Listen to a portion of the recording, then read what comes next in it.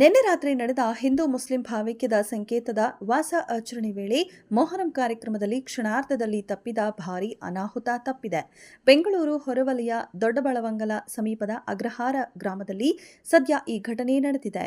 ಬೆಂಕಿಯ ಕೊಂಡದಲ್ಲಿ ವ್ಯಕ್ತಿ ಬಿದ್ದು ಗಾಯವಾಗಿದ್ದು, ಆ ಯುವಕನನ್ನ ಕ್ಷಣಾರ್ಧದಲ್ಲಿ ರಕ್ಷಣೆ ಮಾಡಿದ್ದಾರೆ ಸ್ಥಳೀಯರು. ಬಾಬಯ್ಯನ ಕೊಂಡದಲ್ಲಿ ಪ್ರತಿ ವರ್ಷ ನಡೆಯುವ ಆಚರಣೆಯನ್ನ ಅಕ್ಕಪಕ್ಕದ ಗ್ರಾಮಸ್ಥರು ಆಚರಣೆ ಮಾಡುತ್ತಾ ಬಂದಿದ್ದಾರೆ.